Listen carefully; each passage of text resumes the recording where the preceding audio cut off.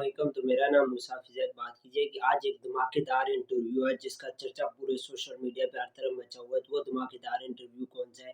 مولانا فضل الرحمان کا جو انٹرویو ہو اس پہ بات کیجیے۔ میرا ایک کلیئر سٹانس ہے، جب بندہ جس پوسٹ پہ ہے نا، جیسے آرمی چیف ہے یا ملک کا وزیر اعظم ہے، اگر آپ نے غلط بولنا ہے نا تو جس وقت وہ وزیر اعظم ہے یا اپنی کرسی پہ ہے تب غلط بولے۔ جو مولانا فضل الرحمان نے تنقید کی ہے یہ اس وقت کرنی چاہیے تھی جب یہ پی ڈی ایم ساری جماعتیں حکومت لے رہی تھی، اس وقت آپ تنقید کرتے۔ جو کچھ انہوں نے باتیں کی وہ بھی میں کروں گا، لیکن جب حکومت کا کہہ رہے تھے بقول مولانا فضل الرحمان کے کہ فیض حمید اور جنرل باجوہ کہہ رہے تھے کہ آپ حکومت لیں، تو اس وقت آپ نے حکومت لی۔ اس وقت وہ کہہ رہے ہیں اگر میں نہ لیتے کہتے کہ عمران خان کو بچا رہے، لیکن آپ نے عمران خان کو نہیں بچایا، اس وقت نقصان دیا اور آپ نے حکومت لے لی، 16 ماہ کے مزے کیے، جو حکومت ختم ہوگی، الیکشن ہوئے، الیکشن میں آپ کہہ رہے ہیں دھاندلی ہوئی اور مجھے ہرایا گیا۔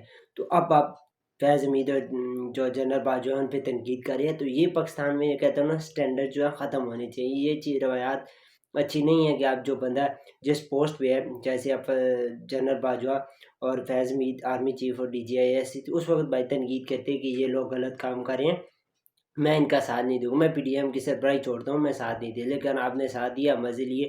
اس میں وہ کہہ رہے ہیں انہوں نے حکومت گرائی ہے، انہوں نے ساتھ دیا، اور اب کہہ رہے ہیں کہ انہوں نے میرے ساتھ زیادتی کر دی ہے۔ تو اس میں انہوں نے ساری باتیں کی کہ جو جنرل فیض اور جنرل باجوہ انہوں نے ساری مدد کی اور وہ آن بورڈ تھے، انہوں نے کہا تھا کہ آپ عمران خان کی حکومت گرائیں ورنہ یہ ہو جائے وہ، یہ سب کچھ میرے خیال میں اب بے معنی ہے۔ اور انہوں نے کہا کہ 1971 سے ہم قربانیاں دے رہے ہیں، سب کچھ کر رہے ہیں، 85 سے کہ ہم نے مشکل سے مشکل دور گزارے ہیں، لیکن اب ہم کہاں کھڑے ہیں؟ ہماری جمہوریت مضبوط ہوئی ہے یا ہم کمزور ہوئے ہیں؟ جمہوریت مضبوط ہوئی ہے یا اسٹیبلشمنٹ مضبوط ہوئی ہے؟ آج ہم کمزور ہوئے ہیں، اس میں غلطی سیاستدانوں کی، تو میرے خیال میں یہ غلطی ماننی چاہیے، سیاستدانوں کی غلطی ہے۔